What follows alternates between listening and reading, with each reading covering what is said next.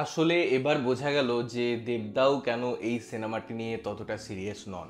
Hello বন্ধুরা, আমি Sudip and welcome to Filmy Retake. কথা বলবো আপকামিং বাংলা সিনেমা টেক্কা, যেটা পুজোতে রিলিজ করছে তার টিজার নিয়ে, যেটা আজকে ড্রপ করা হয়েছে। এবং এই টিজারটা আমার কেমন লাগলো দেখুন। এই টিজারটা দেখার পর বা যেভাবে প্রেজেন্ট করা হয়েছে, দুটো জিনিস তো খুব ক্লিয়ার যে যখন একটা সিনেমা নিয়ে ডিসকাশন হয় একটা প্রডিউসার এবং একটা ডিরেক্টরের মধ্যে, বা একটা অ্যাক্টার ডিরেক্টরের মধ্যে, যে একটা একটা সিনপসিস বলা হয়, যে স্ক্রিন প্লে বলা হয়, বা সিনেমাটা সম্পর্কে ব্রিফ করা হয়, এবং সেটা যখন অ্যাকচুয়ালি শ্যুট হয় এবং তারপরে এডিটিং হওয়ার পর, অর্থাৎ পোস্ট প্রোডাকশনের পর, আমরা তার গ্লিমস, ঝলক এবং আলটিমেটলি সিনেমাটা দেখতে পাই। এই জার্নিটার মধ্যে হিউজ যেমন চ্যালেঞ্জ আছে, হিউজ ডিফারেন্স আছে, এবং সোকল্ড কিছু কিছু জায়গা থাকে যেগুলোকে নিয়ে ভাবতে হচ্ছে। কারণ এই টিজারটা দুটো দিক খুলে দেয়। প্রথমত, আমি যদি দেবকে নিয়ে কথা বলি, আমি যদি তার লুকস নিয়ে কথা বলি, আমি যদি তার প্রেজেন্স নিয়ে কথা বলি, সেটা খুব ভালো। কারণ দেবের যে ডায়লগ বলার ভঙ্গি, আবার পুরনো অবতারে আমরা দেবকে ফিরে পাচ্ছি, তার ওই কমার্শিয়াল অ্যাপ্রোচ বা একটা অ্যাক্টার সুলভ যে দৃষ্টিকোণটাকে দেখানো হয়েছে এই সিনেমায়, সেটা বেশ ভালো। এবার যদি আমি গল্পের ক্ষেত্রে আসি, একটা সাধারণ মানুষ, গরিব মানুষ যারা খেতে পায় না, সে এরকম একটা সমাজকে, সেরকম একটা লোককে রিপ্রেজেন্ট করছে দেব।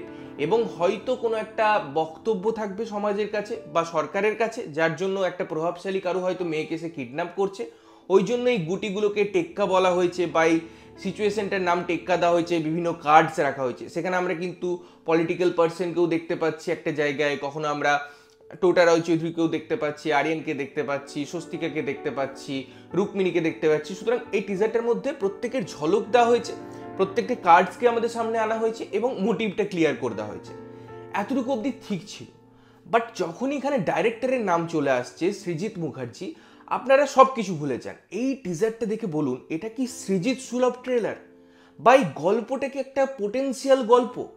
এরকম গল্প আমরা মুখ্যমন্ত্রীর সিনেমা যদি আমি কথা বলি, যখন রঞ্জিত মল্লিক করেছিলেন, বা আরও পুরনো দিকে যদি আমি ফিরে যাই গল্পে, এইরকম গল্প নিয়ে কাজ হয়েছে। হ্যাঁ, তার হয়তো মডার্ন অ্যাপ্রোচ হয়েছে, তার হয়তো মডার্ন ইকুইপমেন্ট এসেছে, বাট গল্পের মধ্যে না আছে স্ট্রেংথ, না আছে তার রিপ্রেজেন্টেশনের ধরন। সুতরাং ওই একটা কার্ডকে আরেকটা কার্ড দিয়ে কেটে দেওয়া, এটা যদি একটা স্মার্ট ফিল্ম মেকিং হিসেবে কনসিডার করা হয় বা টিজার মেকিং হিসেবে কনসিডার করা হয়, তাহলে সত্যি বাংলা ইন্ডাস্ট্রির ফিউচার নিয়ে আমরা যে ভাবছিলাম দাঁড়িয়ে বসে থাকবো, এখন আর শুয়ে থেকেও কোনো লাভ নেই। বিকজ রিডিকিউলাস, এটা মুখের উপর আমাদের বলতে হবে।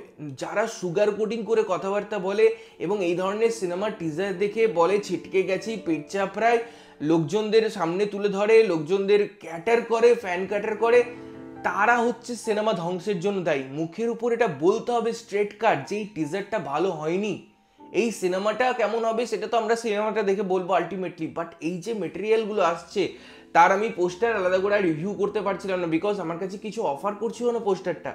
মানে এরকম দুর্দশায় রিসেন্ট আমি দেবদাস সিনেমায় দেখিনি। খাদানের টিজার কি হাইপ ক্রিয়েট করে, কি একটা দারুণ প্রেজেন্টেশন হয়, এবং তারপরে যখন টেক্কার টিজার দেখছি, আমি রীতিমতো হতভম্ব হয়ে গেছি যে এটা কি হলো।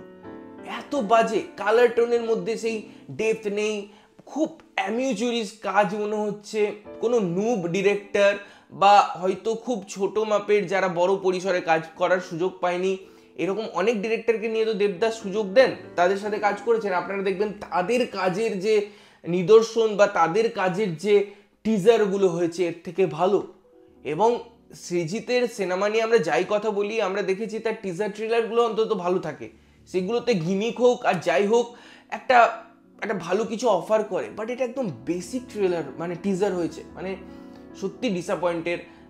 একদম চূড়ান্ত পরকাষ্ঠায় মনে হয় পৌঁছে গেছে আমি এই টিজারটা দেখে। ভীষণ আমার এক্সপেকটেশন ছিল টেক্কা নিয়ে, আমি এর ব্রেকডাউন থেকে শুরু করে সব কিছু নিয়ে এক্সাইটেড ছিলাম। এবং আমি ভেবেছিলাম হয়তো যে এই দেব এবং সৃজিত একসাথে আসছে, তো সৃজিতের হয়তো একটা আবার কামব্যাক হবে, কারণ দেবদা নিশ্চয়ই কিছু ভেবেই সিনেমাটাই রাজি করেছেন, কারণ তার স্ক্রিপ্ট সিলেকশন বিগত কয়েক বছর আমরা দেখেছি খুব ভালো, সে খুব ভালো ভালো কাজ করেছে।